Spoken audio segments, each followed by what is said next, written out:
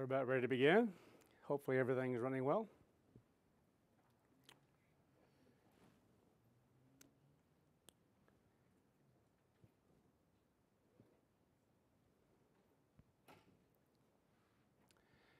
If you'd all rise, I'd like to ask a senior elder in this area to come forward for the opening prayer, Naomi C. Bowles.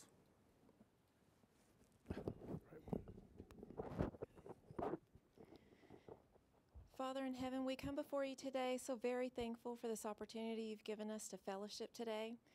We ask for your inspiration in the message as well as in our hearing. We ask for your blessing on the live video webcast, that everything runs smoothly, that our hookup is seamless.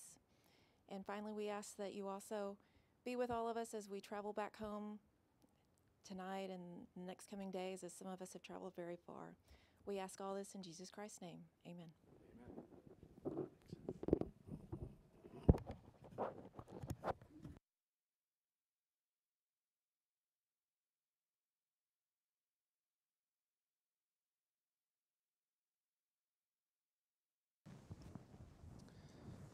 Testing. Looks like it's working. Worked it out where I can change the mics and makes it a lot easier. So I don't have to hook it all up and go down through the tie and everything else. Anyway, it's great to be here in the Dallas area. Good to see everybody, and looking forward to going out to Lubbock and visiting some of them the next couple of days. Okay, Feast of Tabernacles. If we could just get something for Canada, we'd be well set. Not finding anything up there. It's really been difficult, and has been for the States as well for a while. But I thought I'd announce today that we did have a hotel there in the Cincinnati area that we had potential for being able to get for the Feast of Tabernacles. And we were supposed to find out yesterday whether we could get it or not. Somebody else, another group that keeps the same periods as we do, had a bid in already from the hotel. So they gave them till this Friday to get back with us. Anyway, in the meantime, someone, I think they actually contacted Steve because he's worked with the hotel there in the past, but I didn't even bother checking it. It's the Embassy Suites there in Cincinnati area that we've had in the past. And I didn't even bother checking with them because 99% of the time, if they have a really high rate for that period of time of the feast, it tells you that they're not going to give you, if it's really high, they might come down a little bit, but this was exceedingly high. I think 167 the first time I checked it and thought, that's not going to happen. Anyway, they gave us a quote this past week, sent one to Steve, and he's forwarded it to me, and it looks like we have it, and it's a really good deal. So anyway, it's a very reasonable price. It's a suite, which makes it a whole lot better than just a single room like the other place that we were looking at. So that will be the entire church. We're not splitting it up, so that's everyone. Just to let you know, this is across the board in the U.S., that everyone will be able to come into that area. But don't make your reservations yet. We're going to get the information out later on, probably late January, maybe early February, for everyone to begin signing up. And also a reminder for anyone who wants to transfer into Europe this year to please let us know, and we'll send you the information as to what's available, and you can start looking at that. So other than that, we're setting well for the feast. Looks good.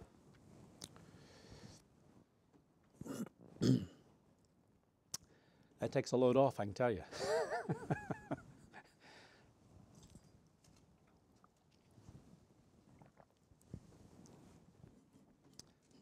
This will be part 4 of the series entitled An Extraordinary 4.5 Years. Again, I'm going to mention this every time, but again, keep in mind that this was first written back in May, on the site anyways, first began to be posted, I should say, back in May the 30th, 2013. And has a lot of significance as to what was being covered at that particular time, what we're being shown, and what we've learned in the meantime, that we're adding to that and building upon what God already gave us even back then. To me, it's an incredible process because it does reveal to us more and more about how God works with us, how God molds and fashions us, and why we have to go through some of the kinds of things we do. You know, nothing written in Scripture about that at all. in the sense of what the church had to deal with in times past, in the sense of what they understood and knew about a process that God works with to transform the mind.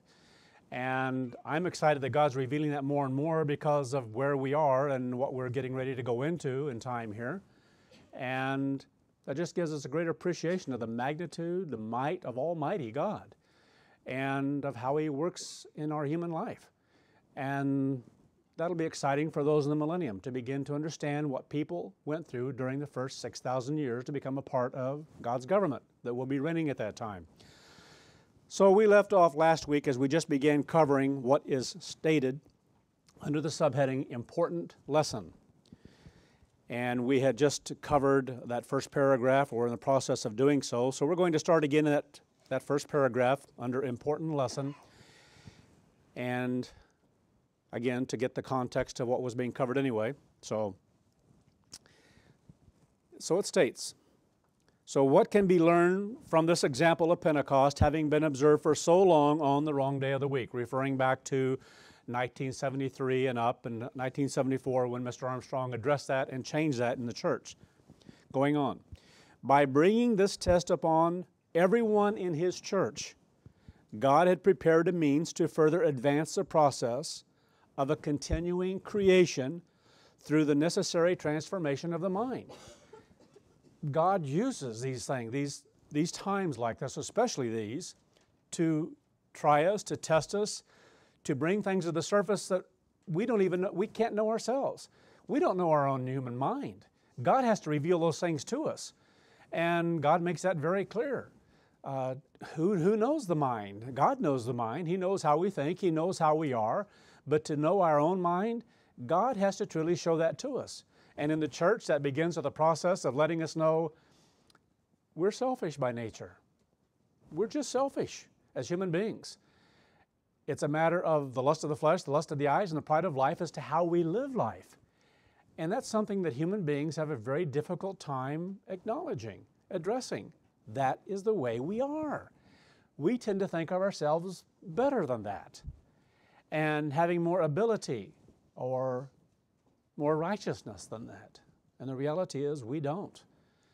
And so until we're called, until God begins to work with the mind and begin to reveal to us what we're really like, a change can't take place. And it takes place through a long, long, long process of continually repenting, of wanting to be different, of wanting to be able to think differently. That's why I love that word for repentance in the New Testament anyway.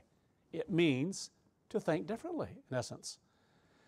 And that's what we learn to do over time. Going on, this process is always ongoing, and the work to produce this change is accomplished by God's Spirit.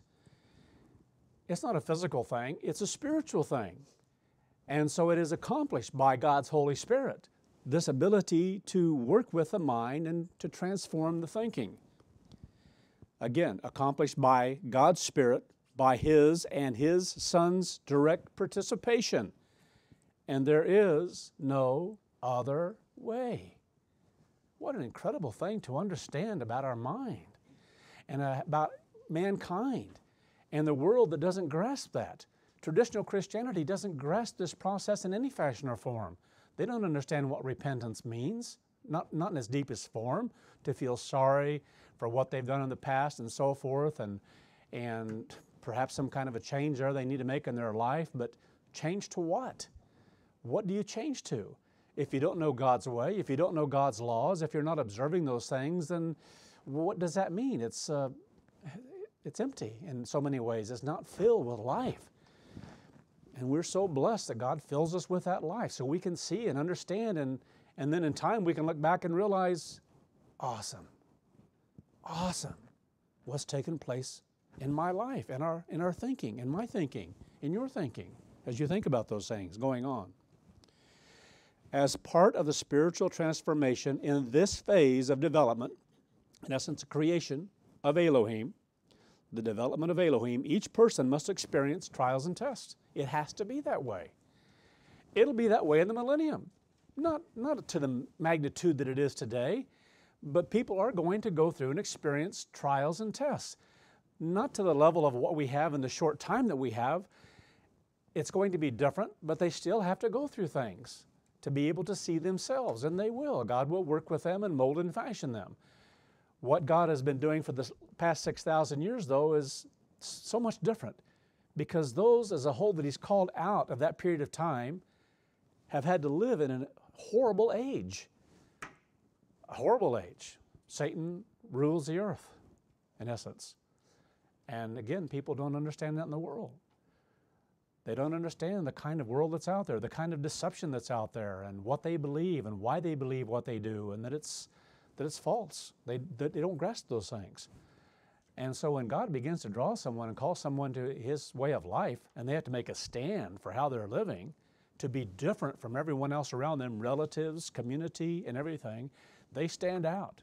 They stand out mightily. We stand out mightily with whomever we come in contact. Generally, when we're called, it starts with relatives, close family, sometimes our own family, within our own families, obviously. And so there's a process we go through. Each person must experience trials and tests along with all the other means God has made available for spiritual development and growth. This is a big one, though. Trials and tests, again, bring things to the surface that we can't see until that event, until that time. Specific kinds of trials bring things to the surface so that we can begin to see them, if we will, and to address them, if we will. And then the ability to have something take place up here, if we will seek to do God's will and be in unity and oneness with Him. Direct trials and tests from God, because He allows us to go through these things. Sometimes has designed certain things for that very purpose so that it can be a trial and a test. And some might think, well, that's kind of unfair that God would put us to a trial and test. Why would He do that? Some might think and go so far as think, well, then it's almost like God is lying to us, and that's so far from the truth. So far from understanding how God works with us. The thing with Pentecost, yes, God could have given it to Mr. Armstrong very early on, at the very beginning when he began to observe those holy days, him and his wife Loma, for 7 years alone. He could have given him understanding that Pentecost is not on a Monday, but on a Sunday, but He didn't. God just withheld it. God has the right and the power to reveal His truth, any portion of it at any moment in time, to whomever He will and whenever He will. And then it's up to us as human beings as to how we will respond to that. That in itself is a trial and a test, or can be. It can put people to the trial and test like Pentecost did. Anyway, this article is covering that subject and what takes place and what took place at that time. So direct trials and tests come from God. They are direct. God has planned them out, certain events, certain things to take place at specific moments in time for this very purpose, to work with His people, to create Elohim, because there is no other way. Then we should go through things like this in order to help us to see ourselves, to understand our thinking, because we deceive ourselves as human beings. The heart is deceitful above all things and desperately wicked, as it says. Because it's selfish. That's what that means. So it's deceitful. That's just the way we are. We want to see ourselves as doing well. We want to see ourselves in a good way as a whole, not in a bad way. People don't want to see themselves as bad, having evil in them. But the reality is, selfishness is nothing but evil. It truly is. It's just evil because it's against God. It's against everything that is about God, because that was Satan. It started with him. It started with Lucifer when he did what he did and became Satan. And it's awesome to understand that God has made us for this purpose, to have that kind of a mind, a selfish mind, so we can make choices one day when that time comes, that we choose that way or His way. And without experiencing this, we couldn't make a righteous and just choice, truly. Say, there is no other way. This is the only way. Awesome to understand that, if we understand it. So direct trials and tests from God help speed up and more deeply strengthen spiritual change that produces far greater faith and godly character in those who, and this is the if, in those who faithfully yield and respond to this process, because we have the choice, free moral agents. We have to make those choices that we choose God and don't reject and decide to do something different, want our own way, want it some other way. And so we're tried at those moments in time. Where are we? What kind of character have we developed to this point in time? Are we going to continue to develop even greater character by going through such a trial successfully? Because that's what will take place if we yield to God. In this example of Pentecost, people in God's church were confronted with choices and judgments. It's about judgment, how we judge. Confronted with choices and judgments that they would be forced to make. That's awesome. That something can happen in an entire body in a church, or even individually in people's lives through time if you go back and look in the Old Testament, as God worked with individuals as a whole. But looking at a church then and the way God organized us from the beginning in 31 AD and the things that have happened at different times, we come to a point in time at certain junctures there, people have, where they're forced to make a decision then and there. They don't have a week, a month, a year to wait. And maybe sometimes there's a process they will go through that will take them weeks to work through it. But how they work through it is going to depend on what side they end up on. Their own way, or on God's. In unity and harmony and oneness with God. Awesome. So again, in this example of Pentecost, people in God's church were confronted with choices and judgments that they would be forced to make in response to this new revelation that was given as a trial and test upon everyone. For the majority of the church, there wasn't much of a trial in that year of 1974. The church was drawing nearer to the end of Philadelphia, if you will, but it did not yet begin to be entrenched in the spirit of Laodicea. So in 1974, we were right at that point where after that it was going to begin speeding up the process of heading toward Laodicea. And that became evident, especially with Mr. Armstrong's illness and what began to stir that process up within the church. Because all these happen by design. Mr. Armstrong could have been strong all the way through that period of time. God could have kept him as strong as he wanted to, as he did when he came back. And he began to talk about putting the church back on the right track because of what happened during that period of time when he wasn't able to do the things he had before, to have his finger on the pulse of things in a better way, in a greater way. So again, going on. The church was drawing near to the end of Philadelphia, but it did not yet begin to be entrenched by the spirit of Laodicea. That spirit of Laodicea began to develop and grow speedily a few years later. So a relatively strong church spiritually at this time could quickly see what God revealed through Mr. Armstrong. For others, it became a trial that separated them fully from the fellowship of God's church. God used this as a process to clean up the church, to clean up things within much of the ministry at that particular time.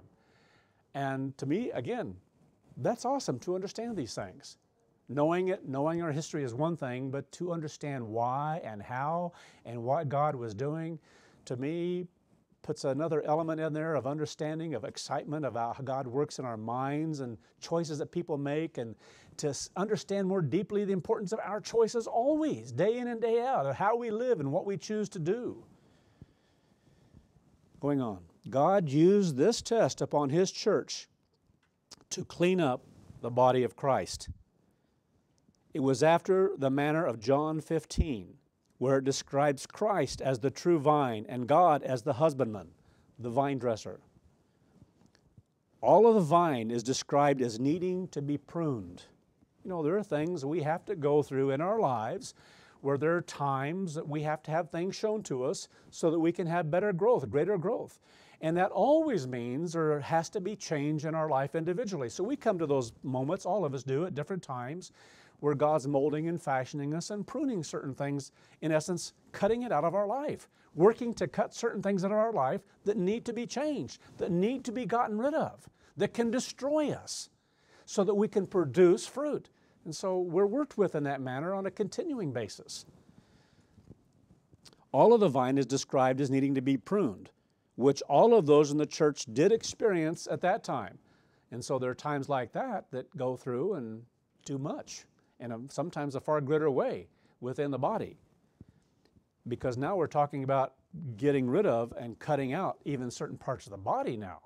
Not just out of our own lives individually of things that need to be gotten rid of, but now we're looking at certain things need to be gotten rid of totally, in this sense, totally from the vine. But even we ourselves, being a part of the vine, we have to have things cut out of our lives at times so we can produce fruit.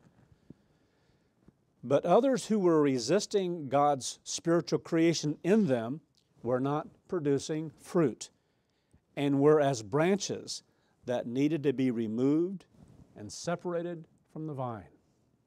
And this has happened periodically ever since I've been in God's church. Back then, less often on a big scale. During Philadelphia, less often. Laodicea, even less in many respects, because of what took place after Mr. Armstrong's death. And because the church was going fast asleep and didn't know what was happening anyway on a spiritual plane going on. Two primary groups emerged that had to be separated from all fellowship with God's church. One group of ministers, along with other members, left using the reasoning, excuse, and justification and judgment, because this is what happens so often, because they have to have a means to justify themselves and to talk with others of why it's right and just to do what they're getting ready to do.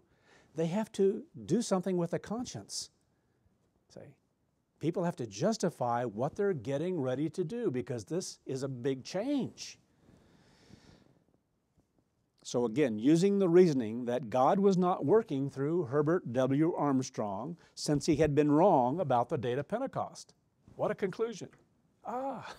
He didn't know about this date. He's been keeping, look how long we've been deceived into keeping it on Monday.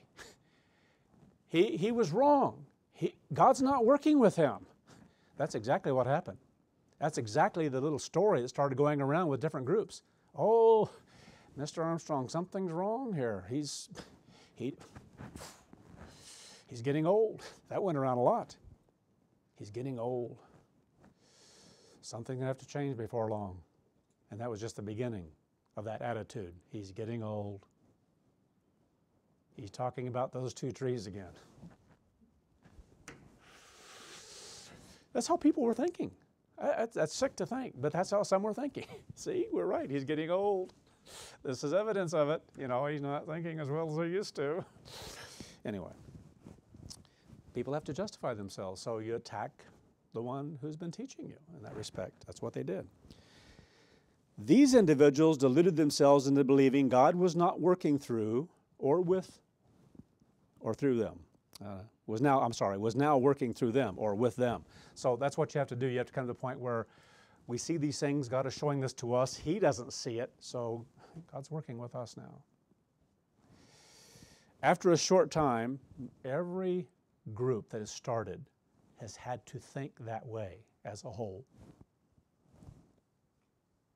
And since the apostasy, you have to come to that point if God is working with you. But if He's not, people are still going to delude themselves into thinking this is what's happening, because otherwise, how can you go forward? What can you do? How can you justify what you're doing and how you're living? Incredible. After a short time, some of these went so far as to begin once again, as they had before being called, believing that Sunday was an acceptable day of worship. Now, the real story and part of this, even going farther, deeper, some began to believe that, but it was because some in the ministry had believed that for a long time. And now was their chance. Now was their chance. Because they had thought about this for so long and had been so much a part of their thinking that now they could begin to teach others this. It's okay. It's okay to worship on Sunday as well. And since everyone else out here does, and since it's okay to worship God on any day, then why make it so hard on ourselves? Why not do like others and not have the kind of unnecessary persecution in our lives and job problems and situations like that's how they do it. That's exactly what they do. Incredible. And so there were a group of ministers who believed that way. And they led people in God's church, began to teach this, began to speak this to those who would listen. And they went out. Incredible. So some went so far to begin once again, as they had before being called, believing that Sunday was an acceptable day of worship. The other group, so there are two groups. What's incredible in this one here, as we go through the story, on each side. One to the extreme left in the sense of being liberal in thinking, extremely liberal, and some to the extreme right of being to what they felt was a letter of the law or whatever it might be, but not balanced, not sound, not in unity with God. God is not right or left. He is right on. And we have to learn what that right on, that right way is and be in unity with Him. There is no other way. Anything else, if you turn to the right or you turn to the left, away from God, you're off base. It doesn't matter which direction you turn, you know. And that's what happened here. There were some on both sides in this case. I've never seen a time like this where they were on both sides. That was a unique experience. The only one that I can think of right now that ever happened exactly like that in God's church, especially with ministers who began to teach it. So again, the other group rejected the new truth and chose to hold to a Monday. They were very righteous in their thinking. Because we're going to hold on to because what we believed from the beginning could not have been wrong. That was the thinking. Mr. Armstrong's gone off course. We're going to hold to the course that we were shown from the beginning. Now, sometimes, there are different kinds of people, and we all respond in life to different things. Some of us tend to be by our very nature, sometimes to the right and sometimes to the left. That's just the way we are in our thinking. They're both wrong. They're both unbalanced, but we tend to be that way as human beings. And sadly, within the church, sometimes we don't see that in ourselves, in our thinking. If we don't understand which side we tend to be on in our thinking, then that can be a big stumbling block, and we have to learn what is that? Which side, what way do I normally think so I can be aware of this and be on guard against it? And sadly, sometimes it goes along with elections, like in this country, before the presidential elections. Some people will begin thinking one side or the other, which would be better. Well, better for what? Anyway, they're going to do what they're going to do. But sometimes, if we're not careful, we can begin to take a side, and thinking, that's the better way. Okay, why did you do that? Why do you tend to think that way? Because we've had some in the church that have taken both sides. Okay. What side did you kind of tend to lean toward, and why? Do you know why? It's good to know that about yourself, about how you normally might think. And so here it is as well. Some on the right. Going to hold to what we have. I have known so many situations in the church where I think after the apostasy, some went back to the thinking, well, we've got to do what Mr. Armstrong taught. Yes, we do. But what if you begin to grow and things begin to happen and God shows something else? If He is working with a church. Because see, this is what happened. This is some of the things we went through. And some because they couldn't take, like Petra. We're not going to a place of safety. You know what people normally do in that situation? I'm going to find someone who believes that, because that's what I believe. I'm going to a place of safety. So who's holding on to that? Because that's what's right. Say, that's the mind. Or, I think of one instance that popped in my mind about 144,000. If I can't be a part of that, I'll find someone who believes that, because I'm part of the 144,000. See, and on it goes, because of our thinking and because we can't change with something that God's giving us to help us to see what is sound and true and balanced that comes from Him. God will decide how things are, and we just have the choice of yielding to the process and learning and growing wherever we can. So again, they concluded that Mr. Armstrong was in such error that God must have quit working with him and was now working with and leading them to hold on to what they had always believed about a Monday Pentecost.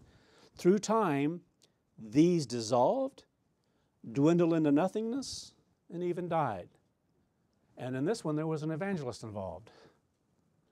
An evangelist in God's church. Say, got rid of one, had many more to go. Mr. Armstrong's own son, and how he thought not too long later and what he did and continued to do in fighting against Mr. Armstrong. And in time had to work with different ones. And there was a process in time here when Mr. Armstrong was sick. Before he came back strong and determined and powerful that God gave to him, there was that period of time that God allowed there to be a lull. And people began to think, he's going to die. Well, yeah, he's going to die. But their thought was, who's going to take over? Where is God going to begin working? And so there were those who began to think, many began to think it's going to be Garner Armstrong. There were others who began to think, because they knew of certain things, no, it can't be that. So there's some other evangelists, a group of evangelists over here that God is working with. And they began to take sides. And this just got to a point where it began to blow up one after another. Incredible what we have seen through time. And in every case, people left the trunk of the tree. They left what they had been given. Some of the most basic things, and the number one thing attributed to Mr. Armstrong was government. And people think they grasp government. And people through Laodicea thought they grasped government. And we all became very weak in some of that because of what was taking place in God's church. But it always goes back to that, and that has to do with how God governs, how God works in our life, how God works with us as human beings. And that is so important to grasp and understand, because God's going to know who will yield themselves to that as a matter of thinking, as a matter of their mind, as a matter of choice, to understand the importance that, yes, everything flows from God. I want to be in unity and harmony with that. I don't want to step outside that in any fashion or form. Going on. So they began to go by the wayside, dissolve, dwindle into nothingness, and even died. This is akin to some over the past years who have come to a point where they believed I had left the truth because of new truth God had revealed to and through me. So they concluded that they will hold on to what was given to them from the beginning and thereby reject what was new. Or we'll go on and read some more here, but there's other thinking involved in this as well as to how people tend to think. Good time to take a drink. They probably can't hear the sirens going by, but. Continuing on, for any such individuals over the past few years who have rejected additional truth that has been revealed, then if they're being true to themselves and others, this means that they must then also reject that there was an apostasy. You understand why? Where did they learn that? How did they come to understand all the things related to an apostasy? I don't know. I don't see how there was any one of them that couldn't have believed that, didn't believe that with all their being. After having talked to them, been around them, especially those who had gone through those things. So they must also reject that there was an apostasy, just as other scattered groups. Because where do you go? Where do you go? Where's God working? Sometimes it just blows my mind, even on a physical plane, but I understand how it happens. But even thinking carnally, physically, how can you reason in such a pattern to come to say, well, at this point here, because now this is being said, okay, where do you go? How far back do you go? Do you go back to the 21 truths and start, or did you believe that there was an apostasy? And those who did, then how did you come to believe that? And then you just keep adding truths to it. What truth do you decide you're going to cut off here and say, okay, this is where he stopped working with him, and this is where we will go on now, or whatever it is, because that's not how it happens anyway. That's why some who go back to certain specific groups, the one that I came out of, blows my mind. They receive none of the truths. Nothing. That group. And don't understand or really embrace some of the 21 as it is anyway, going on. So they must reject that there was a man of sin revealed, or that the church was spewed out of God's mouth. They must reject that the era of Philadelphia ended with Mr. Armstrong, because they have to go back and believe something that somebody out here is teaching, or in their own minds they're going to have to try to teach something different of what they think is right, or just quit. Just give it all up, because that's what happens in time to many as well, because after a time they become so weak. What do you believe? You don't believe much of anything anymore. They must reject that Jesus Christ had a beginning in life once he was born of human birth.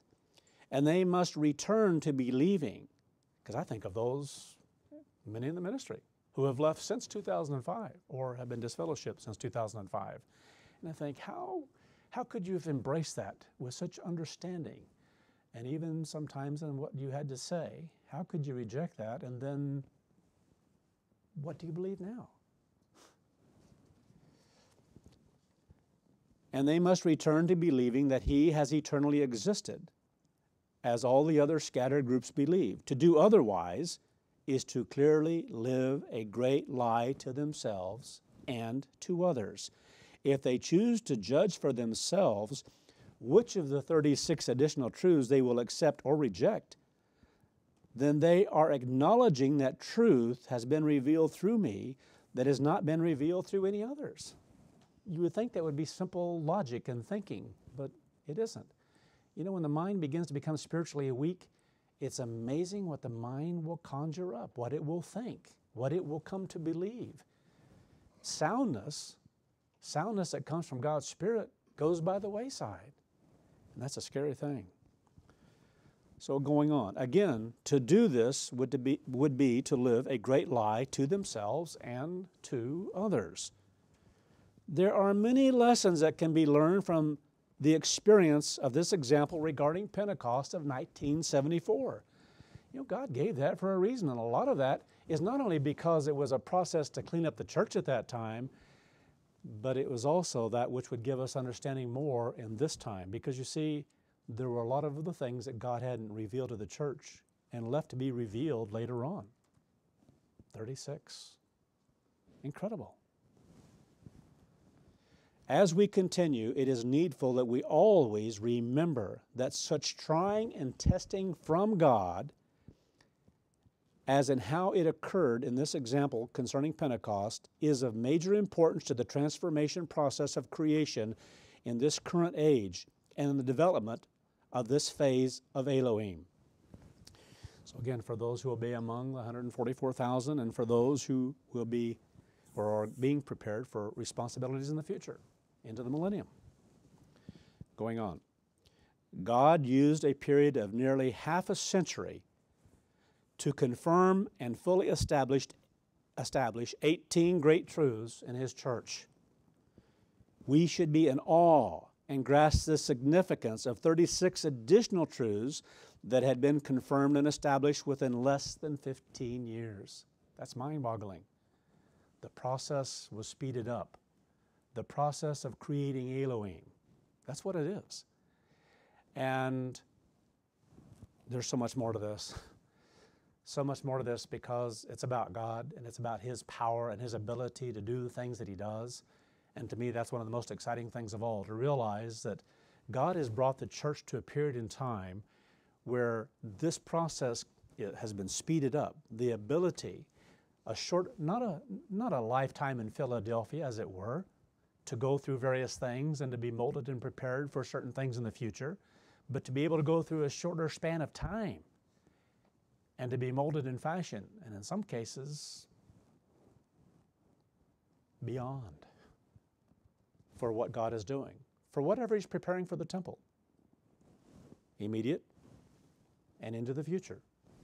That's why I make comment over and over again that some of you, you're going to be dumbfounded into the millennium when you come to grasp and understand why God called you at the time He did and what He molded in fashion within you to put you in that time. Because there is no other time like this one.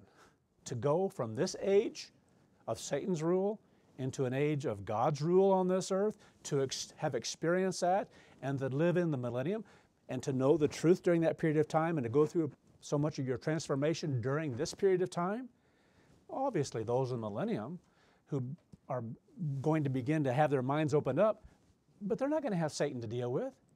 They're not going to have the demonic world constantly broadcasting at them.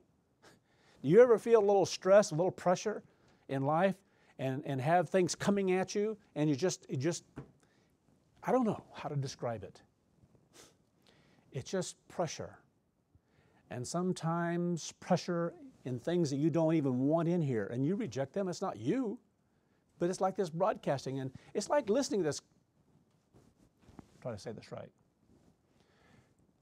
this music at this time of year. I can't stand it. I don't want the songs in my mind. I don't want to leave a store, I should say, and have something in my mind. And generally the quickest way is to start thinking of some other song and maybe some hymn or whatever, start singing it to get that other garbage out of the mind. I hate it. But it's it. It's like this you hear and you've got to deal with it right then. Spiritually, you know that things come in here that you don't like and you don't want, and it's not you. You know it's not you. And yet these things can come at you at different times, and attitudes and things that are there. But to understand where it's coming from is so important. That's not what you choose. It's not who you are. It's not what you want. And yet it's just like that rotten music, except it's on a spiritual plane. And it's broadcast into your mind. That's a power that's not going to exist during the millennium. And if you have never experienced that, you just don't recognize what it is yet. Because it's out there, and it happens. It can happen sometimes just with another individual says something, and all of a sudden this starts coming into your mind, whatever it is, or about someone, you're thinking about someone, and it starts coming into your mind, and you've got to deal with it. That isn't me. I do not choose this. I reject this. And to understand where it's coming from.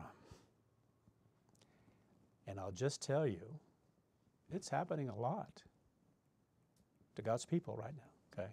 Has been for some time, but it's being stirred up more and more. And so it's wise to be on guard, to be alert to those kinds of things, and to realize you've got to bring your spirit, your mind into check quickly, just as you do with that music. And you fight against it, and you don't want it in your mind.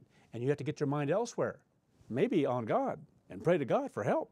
Say, this isn't me. I hate this. Please, please help this to stop. Please cause it to stop. That's an awesome thing to grasp. And to be able to look to God, and God wants you to be able to do that. To be able to say, no, this isn't me. I don't want it. I don't choose this. And I don't want it in any fashion or form in my mind. Help me to fight it. Help me to get rid of it, to be rid of it. Please keep the broadcasting away. Protect my mind. Ask God those kinds of things when those things happen. But you have to be alert to them, what's happening, what's going on. So again here, incredible that we see and understand these things, how God's working now in such a much shorter period of time through a process that's speeded up. And that means, you know what that means? There are trials and tests that come along faster. And when they do, if we yield to that process, we can grow faster. That's what's been taking place. That's what's been taking place in God's church. We can make quicker growth. We can make quicker change because of these things. That's awesome to understand. Going on, God's church has been incredibly blessed to have experienced such a thing. Again, going on, it is so deeply important to learn from all this that only God can reveal His truth to us. It is fully within His own will and purpose what He reveals or doesn't reveal, and when He will do it. Who are we to tell God anything else? Who are we to say, well, why didn't you do this earlier? Instead of doing that, we need to think, what can I learn from this of why God didn't do it earlier and why He did it later? Ah, now I understand. Now I understand. It helped clean up people on the left and people on the right who weren't right on, who weren't loyal to the government God had given, and how they understood the things they did through God's apostle at that time, Mr. Armstrong. And on it goes. Lessons that can be learned from that. Going on, Mr. Armstrong had no ability or choice as to what God revealed about Pentecost or when. He revealed it. God does the revealing. It's not the individual. Mr. Armstrong had no choice in it. I have no choice in it. It is what it is. And sometimes the answer is, just wait. It's been that way for 6,000 years. Everybody's wanted to know more. And when God has revealed something like to Daniel, what does this mean? There's so much you've given. What does all this mean? How does it fit into place? When will this be? When does it begin? When does it end? And shut the book, Daniel. It's not for you. Go your way. It's for some other time. It's for later on. It's for the end. So at least he was told that, Don't fret about it. Don't worry about it. It's going to happen. It's just been given to you to record. Basically, that's it. Your job's finished. Awesome. Mr. Armstrong did not determine by his own study or intellect what was truth and doctrine that was to be taught in God's church. Did he have to study? Yes. Did he have to apply himself? Yes. But God had to lead, guide, direct, and reveal it to him. Amazing. That's what it goes on to say. God had to reveal it to him, though he did so as Mr. Armstrong studied. See if I just keep reading. It's there. But you can't help but think about those things and know those things. That's just the answer. God had to lead and reveal such things all along the way. So it's basic to understand how God reveals truth to His church. It is and always has been through His apostles and prophets and by no other way. Now in this section here, entitled here, subheading, February the 2nd, 2008. And I learned from last week, I have these little stick-on things, so I'm not having to ask, where am I? Now just watch me. I'll forget. February the 2nd, 2008, sermon. We will now return to that sermon given on February the 2nd, 2008, that was entitled, The 144,000 Are Sealed. Earlier I mentioned some of what I said in the very beginning of that sermon. At that time I did not know that God had made me an apostle to His church back on Pentecost of 1998. All that I grasped was that God was working with me as a prophet, but I didn't fully comprehend how. There was no one to teach me about the job and function of a prophet in God's ministry.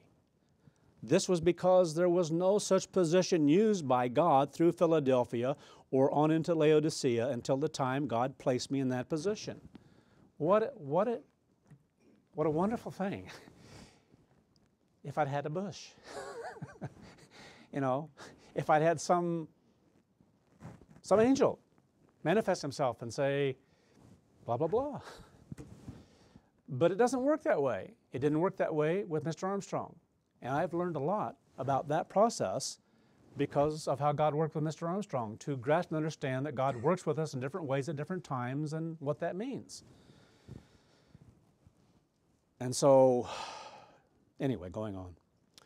We have gone through a lot of background that led up to this period in time, in 2008, so that we can better grasp how God has been working in His church at that specific time and why. The church was being prepared for what it would experience during the prophesied end times given through Daniel. The content of this sermon was that God had just revealed to me the meaning of the 1,335 days being about the sealing of the 144,000. I knew it. That's all it was there. It's about the 144,000. That's what the 1,335 days is. I didn't know more. I didn't grasp more. This is the context of my introductory statements in that sermon that I gave as an apostle, though I did not understand that at the time.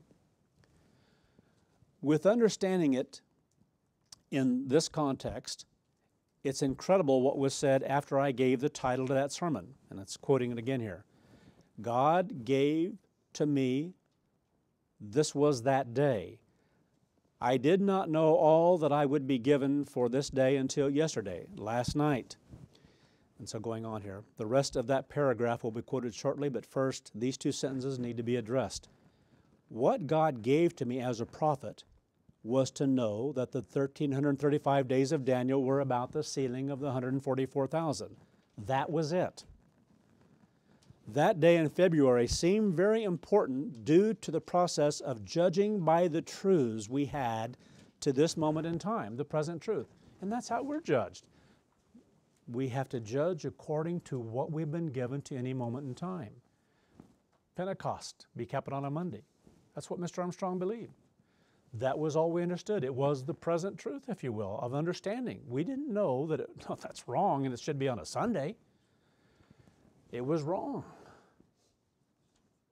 But anyone who would keep it on another day themselves would have been wrong. That's an awesome thing to understand. They would have been sinning because they had no right to make the choice and the judgment and the decision themselves, say by how they'd been given every truth that they'd been given to that moment in time through God's apostle. Sometimes that's been hard for some in God's church to grasp and comprehend about such a matter as this, but it's true. We can't be presumptuous. God left that open for a purpose. There was an individual at that moment in time who was keeping it on both days. He was wrong. He was wrong.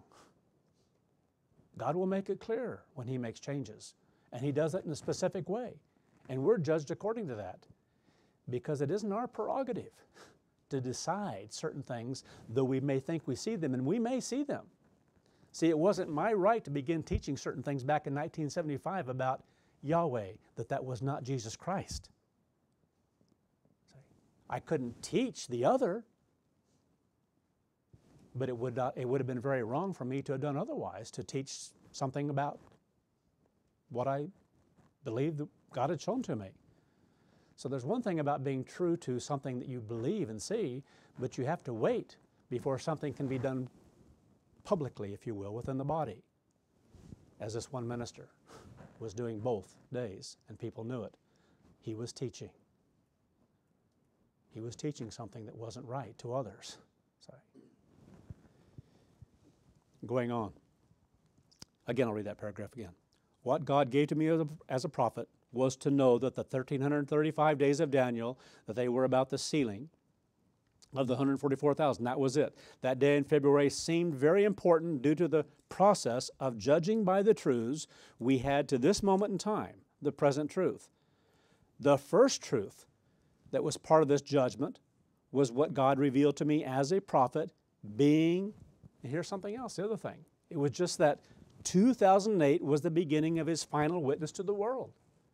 That's what it was, 2008. I knew that was the year. So other judgments had to be made from that ability to see that. Did I know everything about it? Not at all. And we had to learn some other things as time went along. So again, it was just a prophetic fact. Secondly, we believed at that moment in time that Christ would return on a feast of trumpets. Thirdly, the other truth we had at that time was that the period of God's final witness would be for 1,260 days, as stated concerning the time God's two witnesses would establish that final witness. As an apostle, so there's duality involved here, and there are things here that we're going to talk about as we continue on, because I don't think people have understood this as deeply as we need to as a church, to grasp and comprehend what was given, what we could see, and why at any moment in time. It's important to understand these things. As an apostle and minister to God's church, it was my responsibility to preach and teach about this to God's people. Totally different from that of a prophet. To teach, to lead and guide and direct according to the present truth that God has given to us. Based on how God had trained me to exercise judgment with all truth we had to that moment in time, I concluded that God was revealing to us that on that specific day in February 2008, that the 144,000 had been sealed. I was wrong. Yet, if God had desired to do so, He could have revealed that it was not on that specific day that the sealing had occurred. God had only revealed the meaning of the 1,335 days of Daniel was about the sealing of the 144,000. And here just recently at the feast, God reveals some more about that.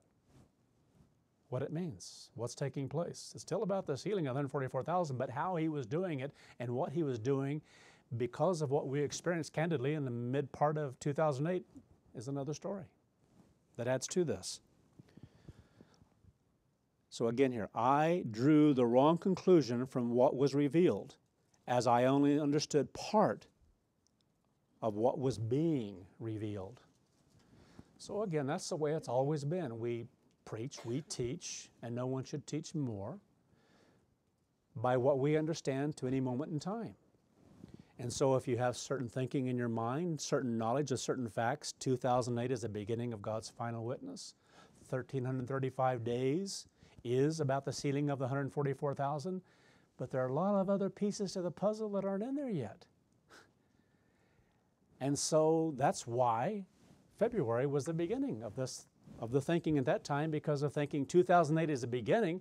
I'm going to read this in a moment anyway, but it's pretty simple. If 2008 is indeed the beginning of God's final witness and a job that has to be done at that point in time, and we believe that Jesus Christ is going to return on a trumpets, then all you have to do is count out or count back. There's a period of 3.5 years that has to be in there that will be on a trumpets, and that's what happened. So that's why it started in February. That was the conclusion. Does that make sense? I hope everybody understands that. Some things in math or some things in time and so forth aren't as easy, but it's good for us to try to grasp it. God chose to reveal later when the 1,335 days would actually begin, which was in late 2008, once He revealed that Christ was going to return on Pentecost and not on trumpets. So if we didn't know it, then what was preached was according to what we understood, so it was to trumpets. Later, when God revealed, no, it's Pentecost He's returning, then, again, 2008 is the year. When is He going to return? Again, it's just a matter of math. But something had to change. Going on, this whole experience was designed for the church by God as a trial and test, just as the example of Pentecost 1974 was also designed by God as a trial and test for His people then. Now it's good to read the rest of that paragraph that was quoted from that sermon. As I sat down and read about the number of days of Daniel, these 1,335 days, I pondered and got out my calculator. I wanted to see proof. Today, you want to see proof. But for the order of days, from one point to another, there is none. Didn't make any sense. Didn't fit into any pattern. And God's way is one of being very meticulous, very methodic, very exact. And things that work out when you're talking about time and days will fit exactly. So in this particular case, just adding to the story, which is again covered in part here, if you start looking at that period in time from trumpets coming back to the period of 2008 that you know it has to be, you come back to February. But nothing coupled with February. No holy days, no periods of time that you could count to, other than that trumpets, made any sense, backwards or forwards. Nothing fit into place. But that's what we had to that moment in time. Going on, it was obvious by every kind of calculation that nothing fit into any areas of meaning that might be contained in any of God's holy days. However, once God revealed Christ would return on a Pentecost, everything changed. Now to me, I'm still inspired by such things, moved by such things, dumbfounding how God works with us and what He gives to us. With that new and present truth and the revelation of truth that 2008 was the beginning of God's final witness to mankind, those dates did fall into place in a mathematically and awesomely unique cyclical manner per calendar dates over years and years of annual holy days. That's what's amazing. When you go back and you look at specific timing of things, I love math. I love how meticulous some of these kinds of things are. And you go back and even the first coming of Christ and the timing and the 70 weeks prophecy and some of those things. And especially when you look at that, when you look at how God divided that up in Daniel, and you start talking about how He broke it up into different parts, it is awesome. Meticulous, perfect to certain events that took place over time, to the timing that Jesus Christ began His ministry, and to what would happen in the midst of that ministry when He would be cut off from it. And all this timing in there fits perfectly into place. And so that's why those things were kind of nagging at that time concerning trumpets, because nothing fit. And then all of a sudden when you have something, knowing that 2008 is the beginning of something, and things begin to hit, and if you look at other periods of time, because see, I've done this. I've gone back decades and forward in decades and plugged in certain holy days and certain times and certain numbers, okay? And none of them. There are periods of time where you might get one section to fit into a certain place, but not the rest. But the period we live in now, that's why I'm dumbfounded by chapter 7 and all the timing that's in there that you could plug into no other time on the calendar and come up with everything that fits so perfectly. That's why the mathematical probability of something that just on a mathematical plane itself is absolutely impossible. I think of the one where they used to give, if you had a bunch of, was it a truck back up to a dump, and I don't remember the exact example, but they were talking about evolution in some of the old booklets. And the probability of happening, it'd be like a bunch of monkeys and having a bunch of typewriters and all of a sudden able to type up some of the things of the encyclopedia or whatever, to type up an encyclopedia. The probability of certain things happening is so astronomically out of whack in some of these things, but it seems like proof and mathematics goes out the window when people want to believe in evolution. We crawled out of the slime and they wanted to change so much, and that's why you wonder, well, human beings have always had a fascination with flying. Why on earth did we not have wings? Something's more, I'm sorry. But some of the thinking about how a few cells of a thing that's living can somehow, over time, have to make some kind of adjustment in order to become something better than what it is. And I don't even like to go there. It's so stupid. It's so insane. But what God gives to us and things that do fit into time, and especially now because of what God revealed about Jesus Christ returning on Pentecost, is there have been so many things revealed since that period of time about this that make it so much more meaningful, that it's so awesomely inspiring and uplifting, encouraging, powerful. The truth is your power.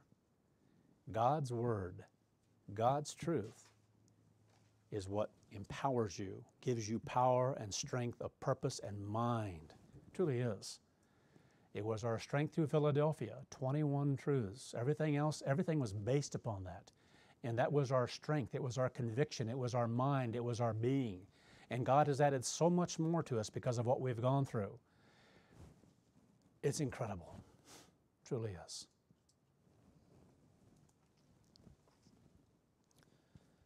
Uh-oh, I forgot to move this tab. I knew I'd do it.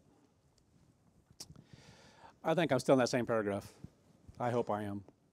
Yeah, today we want to see proof, but for the order of days from one point to another, there is none. I'm not sure that's the spot, but I want to start there. It was obvious for every kind of calculation that nothing fit into any areas of meaning that might be contained in any of God's holy days. However, once God revealed Christ would return on Pentecost, everything changed. With that new and present truth and the revelation of truth that 2008 was the beginning of God's final witness to mankind, those dates did fall into place in a mathematically and awesomely unique cyclical manner. That primary date that now fell into place was September the 30th, 2008, the Feast of Trumpets. That was simply incredible and awesomely inspiring to see. We have truly lived through incredible times as we have lived extraordinary experiences as God was preparing us to live through the years of final witness. And so adding those dates that we didn't have before, December the 14th, 2008 to May the 27th, 2012. And on into these times we are now living in. So again, some of this being written before May the 30th there, and some of the things that were being covered. So again, everything, I hope we understand how some of these things were fitting into place and what was happening and was being spoken of here when it speaks of a certain period of time that had to begin. If you look at a holy day being not trumpets anymore, but now it's Pentecost, and you back up to a certain moment, that was December the 14th. That last 3.5 years, knowing when that final 3.5 years would begin. But if you back up a little farther to trumpets of that year, you have 1,335 days. That's awesome.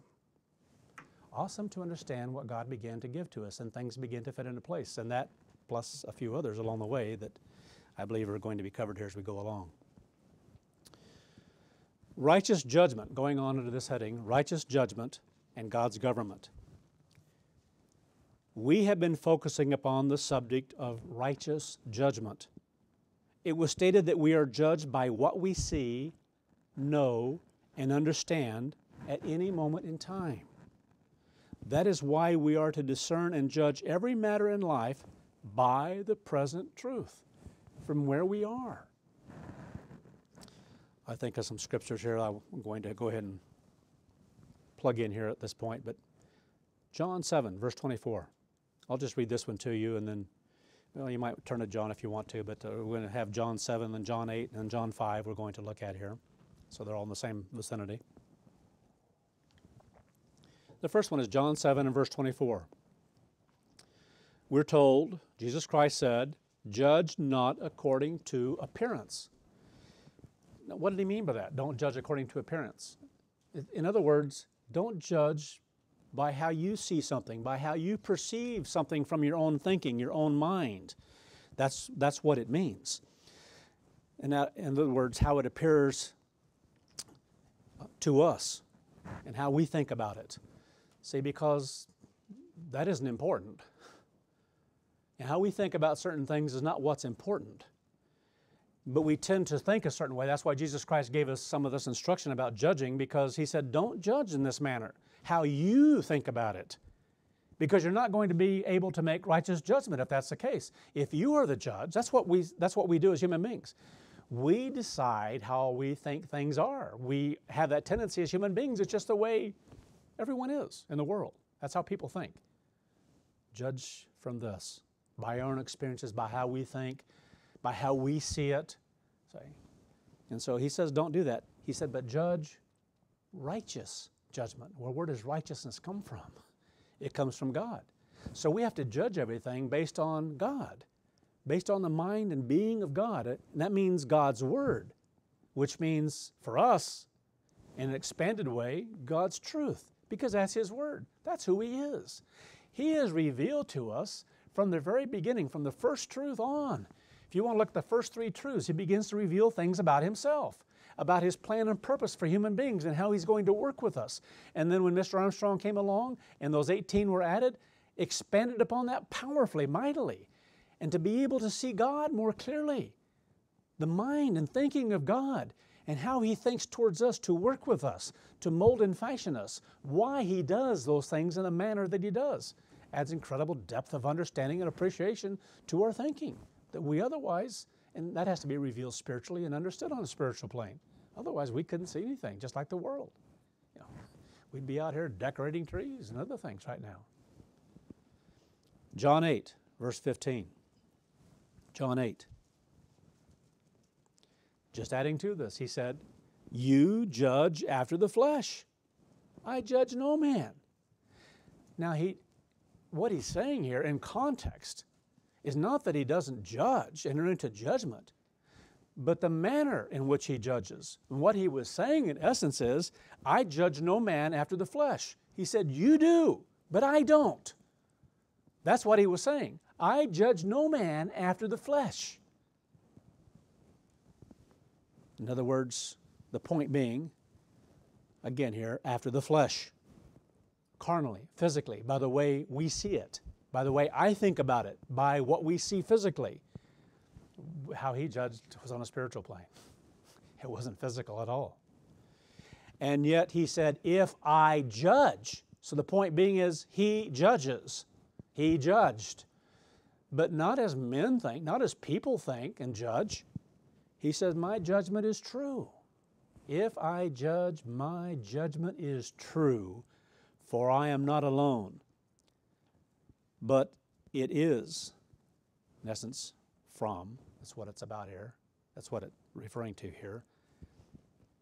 And the Father who sent me. I am not alone. But it's about Himself, because of who He was, because of the mind that He had, because He was the Word of God made flesh. And the Father who sent Him, He goes on to say, it is written in your law that the testimony of two men is true. I am one who bears witness, and it's not of myself, but He said in essence here, in context, I bear witness myself, okay, one. It's not of Himself. God bore witness of who He was. He said, I bear witness myself, and the Father who sent me bears witness of me. Okay? Powerful what He had to say there. He's saying, you judge after the flesh, and you say in your own law, in essence, that it should be by the mouth of two, at least here, in essence, that judgment can be given. But I tell you that I am witness myself, and God Almighty, my Father, He bears witness of me. Powerful. You can't get any greater than that. Two, but on a spiritual plane. So He was showing something here that they didn't grasp and comprehend anyway. It's for the church. Most everything He had to say was for later on, for the church, for people to grasp and comprehend about God's plan. And even as He first came and began to show the spiritual intent of the law, they didn't grasp any of that. They didn't grasp those things. You know, I tell you not to kill, and if you have, not only that, but if you have hatred in your heart towards someone else, you're a murderer in essence. That's what He was saying. You've killed already. They didn't grasp these things. Only in the slightest way, even the disciples at that point. Later on, it came to them. You know, once they had the spirit and mind of God working in them, then the light went on, the light bulb went on.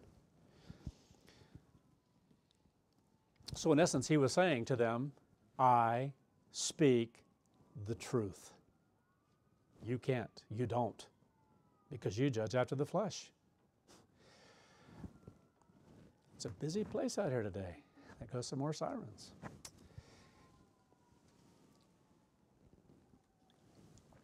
It's not as bad as the construction was at the feast. John 5, another place that He spoke about judging. John 5 and verse 30. Now I love these because these all drive the point home, and candidly, so few in the church have ever understood these things. You think, oh, surely we understood these always. No, we didn't. John 5, verse 30. He says, of my own self, I can do nothing. As I hear, I judge. And my judgment is just, powerful. Because I do not seek my own will.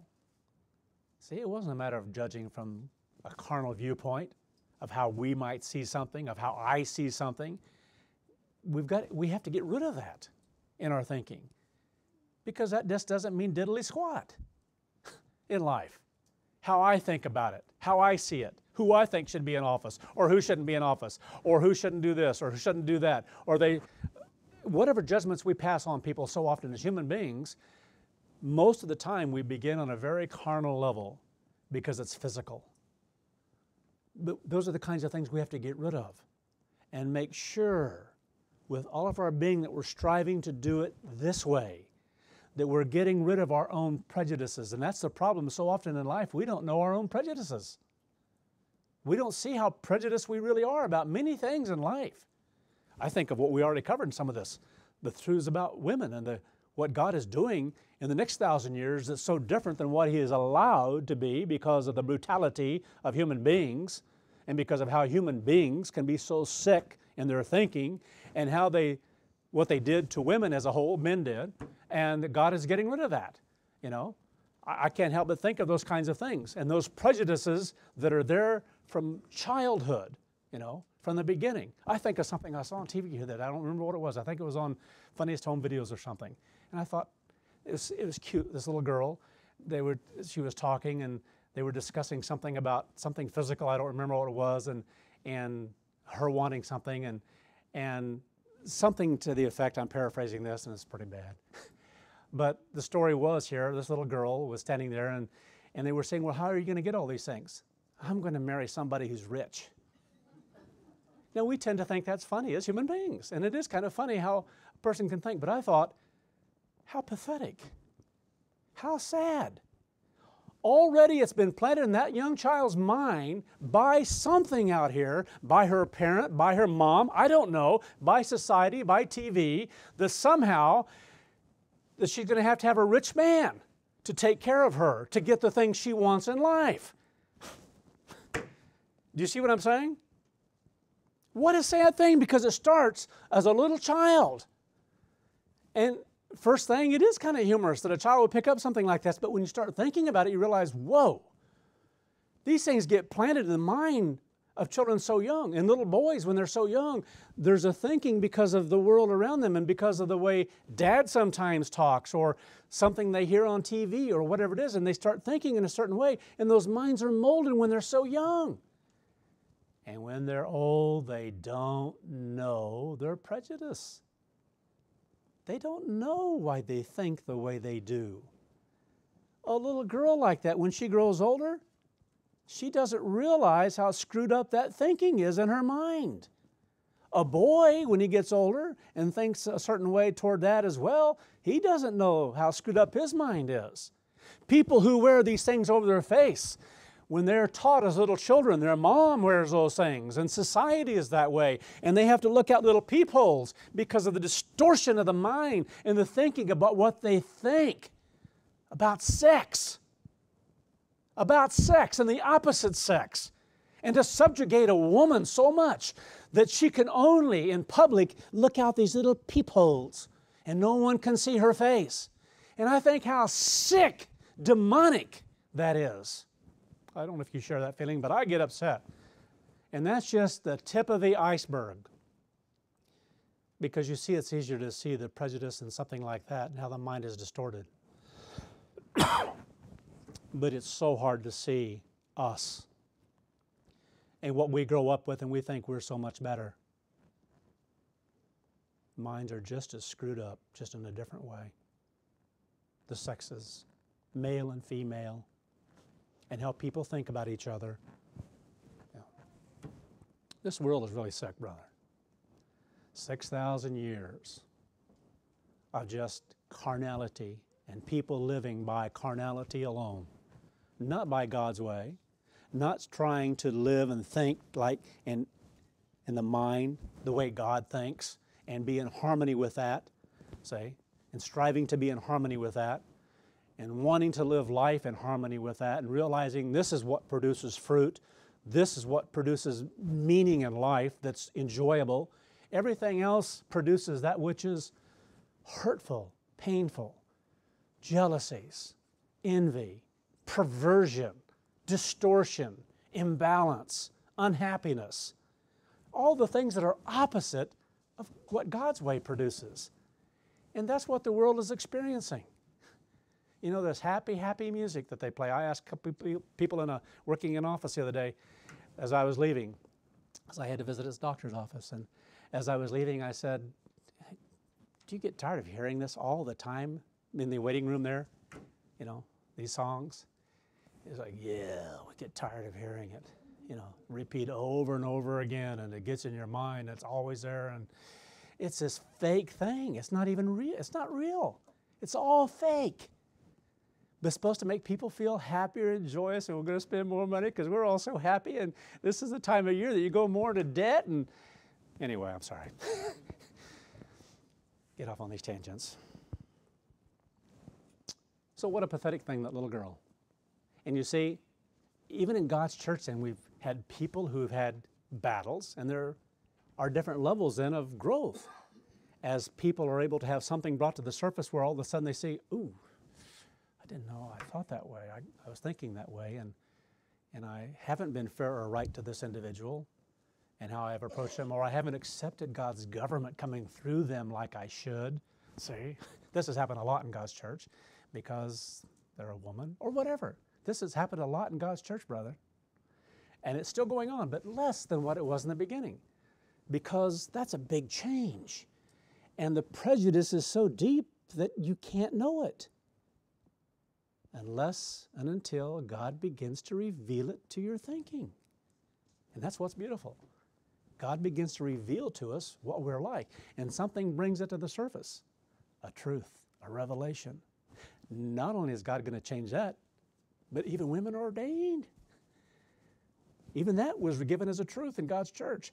And so that brings another level of test and trial. See, there's some people who left the church because of this one. Not too long ago in the ministry. Couldn't take it. Couldn't take it. See? Could not take it. Yeah.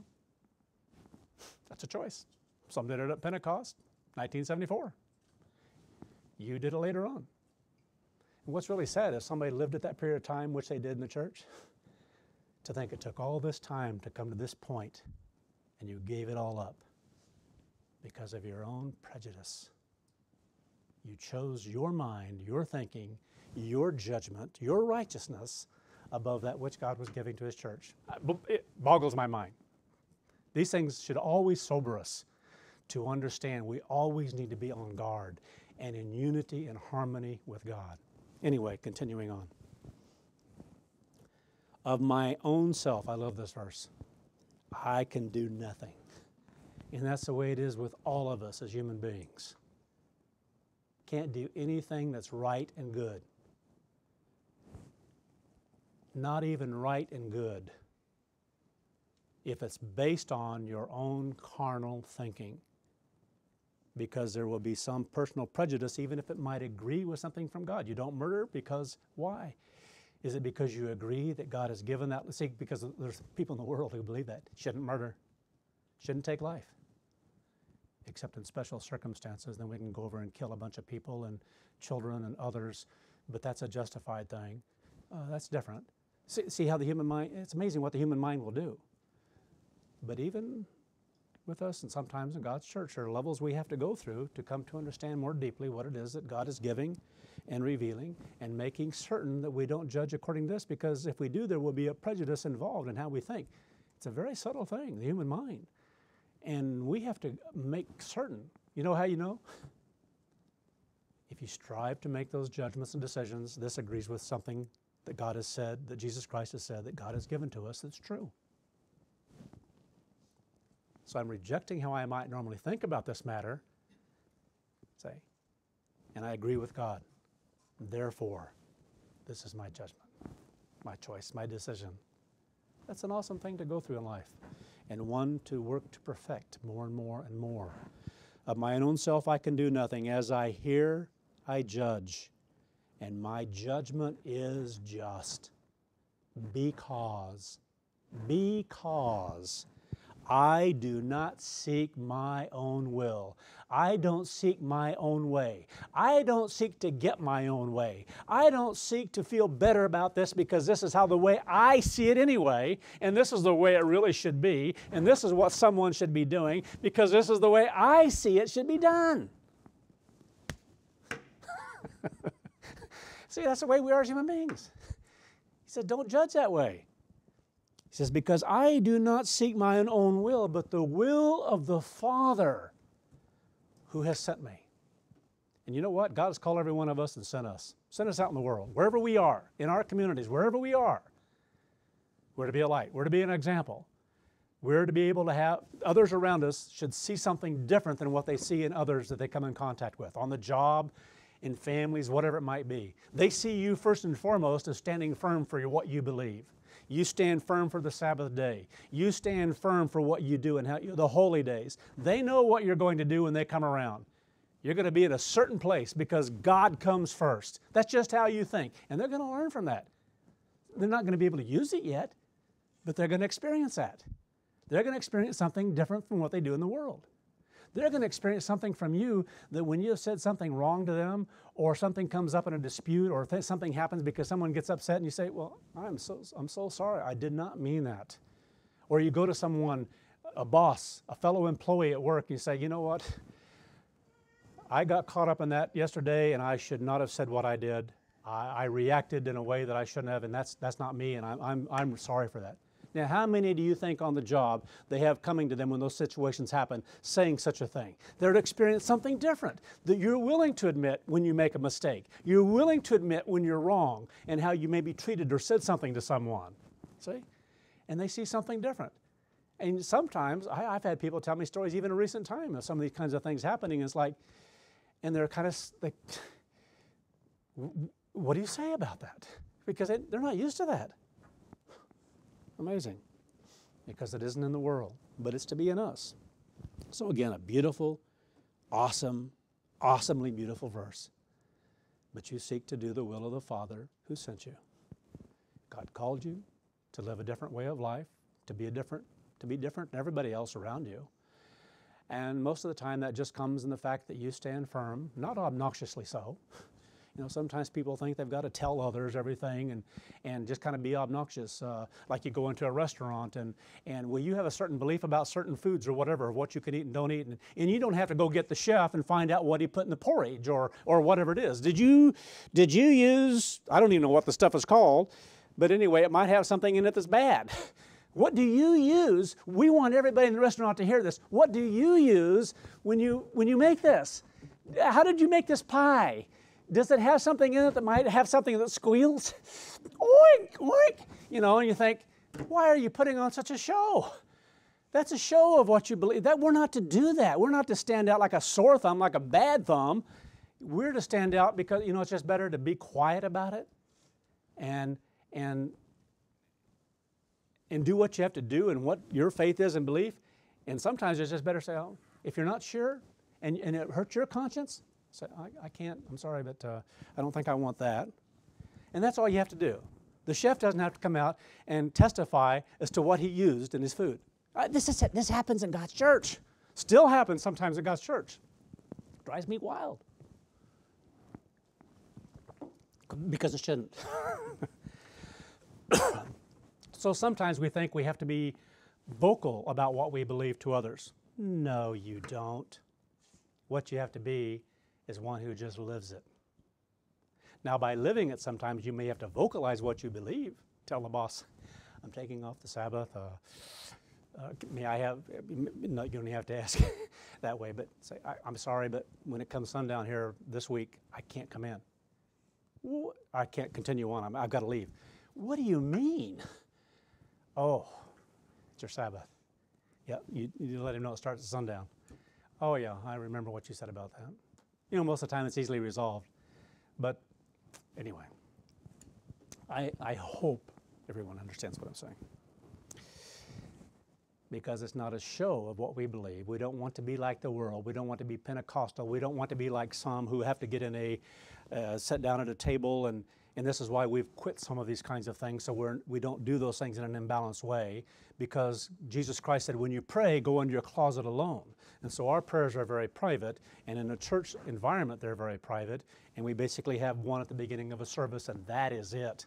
See, because we should be praying about these alone, by ourselves, where no one else is around, anyway, before we ever come. So we're not like the world when they get around at a table in a restaurant and they all have to hold hands and bow their heads or whatever they do. And why do you feel like you have to do something like that? Or these people that at a certain time of day they'll start bobbing their head against a wall, and put a shawl around their shoulder or whatever it might be. And those things drive me wild. I think that's what Jesus Christ was saying. Don't do this out in the open. Don't show how religious you are. Because by doing it, you're showing you're really not by what God says. So we're ever growing and learning balance. I'm sorry, I've gone off on some of these things. But it's so important that we learn to judge, because we're striving to do it to be in agreement with God's will in our life. We want to be pleasing to God. We want to do things the way He said to do it, not the way we think it should be done, say. And so we should be able to judge by certain things that we've learned, by certain things that we've been taught. And on it goes. Going on, back into the article now. Under righteous judgment in God's government. So we judge, and we're judged by how we judge according to the present truth. And things are taught to us according to present truth as well. Until God revealed in 1974 that Pentecost was to be observed on a Sunday, God's people were judged by what God had revealed to them before that additional truth about Pentecost was given. The timing for when this portion of truth was revealed was totally in God's control. It's awesome to understand that and to be in agreement with that this is God's choice as to how and why He does things. And if we can keep in mind why He does it, why does He do these things? What's in the forefront of His mind and His work always? From the very beginning with Jesus Christ, before anything was created, it's Elohim. It's His family. It's the creation of Elohim. Always, always, always. That's why today, sometimes we don't grasp the importance of a few. We're not a big body like was in Philadelphia in that period of time. We're very small, a remnant, a leftover, a small portion of what existed. And yet, God's focus is on you. Those whom He has called, there is a finishing work He is doing in molding and fashioning those that are part of the 144,000 and those who are going to live on into a new age. It's not meant that there be large numbers of people that are going to be associated with us who go on in that period of time. There are going to be some who are going to be able to repent at a certain phase of time, but to be associated with us, to be able to go to Sabbath services, to hear sermons, not going to happen. People who will be awakened and people who have choices of coming back and things that they will learn. I've hoped that there would be a time that they'd be able to come in and have fellowship with us for a time. But especially with what we see now, not going to happen. Not going to be like that. Because we have that longing and that desire for what God said He's going to do. We know He's going to do it, but when some of these take place, well, it's going to be right in conjunction with everything else that starts happening. When people see the first 4 trumpets unleashed on this earth, when they see the thunders that really start to happen, say, because they really haven't started to happen, only in part, only in a small way, and that's been for the church and about the church. But as to what a length they go and what will happen later, far, far, far, far beyond anything we have ever begun to see to this point in time. Far beyond it. We haven't seen anything. And then, those who used to be a part of our past will have an opportunity to begin to be awakened. Because there's some things you can't deny. You can deny an apostasy. You can deny all kinds of things ever took place. But when this world comes crashing down around your ears and everything that you'd ever heard and been taught, and it's happening in a greater way than you thought, just like the apostasy, we had no comprehension how great it was going to be. And those in the scattered church really have never grasped how great it's going to be, what we're going to experience. When nuclear weapons go off on this earth, which they will, no one can imagine that. No one can imagine what it's going to be like when there's no electricity. No one can imagine what it's going to be like when there's no running water. They really can't imagine that. They can't imagine what it's going to be like that you can't go down to a supermarket anymore because there's nothing there, because there are no trucks running up and down the highway anymore, no trains running up and down the rails. We really can't grasp that. People can't grasp that. But when it happens, their whole world has changed. And God's going to use that in a very powerful way to awaken people. So I'm very thankful that we went through a period of time where we came to understand this doesn't have to go on for 3.5 years. On the contrary, it was never meant to go that long because we would not survive. You couldn't survive it. So God's been merciful. Indeed. Anyway, read it again here, just get the context back here. Until God revealed in 1974 that Pentecost was to be observed on a Sunday, God's people were judged by what God revealed to them before that additional truth about Pentecost was given. The timing for when this portion of truth was revealed was totally in God's control.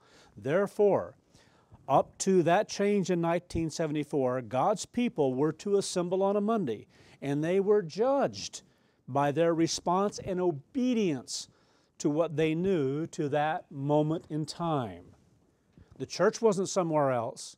There was no other means that truth was being given to them except through one man, Mr. Armstrong. And I marvel to this day that there are ministers who could come to the point in time at the end of Laodicea, or toward the end of it, and even all the way up, to say that he was a great teacher and I learned a lot of great things from him, but, you're the only but. To say something like that, to have forgotten how you learned the truth, to understand he was your teacher, to understand you wouldn't know diddly squat save that God revealed these truths to him. Where did you get the Sabbath? Where did you get the holy days? Where did you get understanding of these things? Where did you get the understanding of tithing whereby you pocket your billfold or whatever, your bank account? Where did you learn these things? But they can't answer that because they don't ask the question. He was just a great teacher. And so they were judged, again, by their response and obedience to what they knew to that moment in time. This example teaches us much about how and why God works with us as He does, much of which we've already covered. This also teaches a great deal about how God's government works in our lives through the leadership He has established to be upon His apostles and prophets. And I might just add throughout the church, because that's how we're tried and tested. How do we respond to God's government at any moment in time? Is it done perfectly? No. Never. We're human beings. Everybody, all the way through the body. It's always been that way. But there is that which will come through them, and that which we're to be yielded to and to honor, because it's of God. It's about God. It's about the office or whatever it might be. And to understand it's a process of government. And how we think toward that and how we react toward that, we're judged. Going on.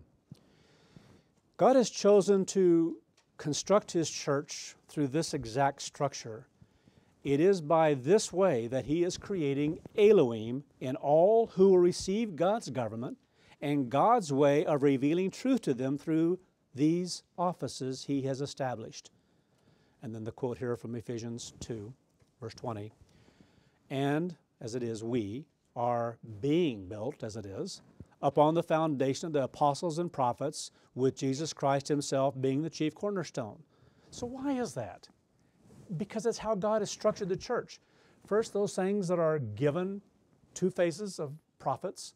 One, to have inspired understanding of what is written, that it speaks of the word prophet. The other is to be given things that are prophetic for the future. And when those particular things in, obviously, God is giving something different at different times into the church when it's a matter of something for the future that has an impact on how we think. 2008 had an impact on how we think, see? To understand the 1,335 days of Daniel is about the sealing. So that will be built upon. God will give all the pieces of the puzzle when and where they need to be. When it's given, you think, oh, this is awesome. And then we think we see it all, and we think that's it. Uh-oh. Not all of it yet. There's more to be added to this and be built upon, and God will build as he pleases and when he pleases, and that can try us, and we learn through the process. It's an awesome process. And so apostles as well. New truth that comes along that God gives at any moment in time, whether it be from the very beginning to the apostles, because they gave a lot continually. That's how God was building something, that after that point in time, there was no need for apostles because everything was built upon that the church would have all the rest of the way. Pergamos, Smyrna, Thyatira, on it goes, Sardis, until we came to Philadelphia. Because so much had been lost, God raised up a man to reestablish it, to have it given once again. Anyway, and so the church is built upon that. And so that's what this is talking about. That's how we grow. That's how the church grew through Philadelphia. All the ministry that was out here all the way up to the time of the apostasy. It was there because of one man. What God did through Mr. Armstrong, and no other way. How people can forget something so basic, it just boggles the mind. And so that doesn't mean either that God won't reveal more later on, because sometimes people get stuck in time. Some are stuck out there in time thinking they've got to have a magazine, they've got to have a telecast, they've got to do something because Mr. Armstrong didn't finish and didn't fulfill what God said. Anyway, going on. I think we'll stop there. Just a good spot to stop. Good place to end. So we'll have part 5 next week.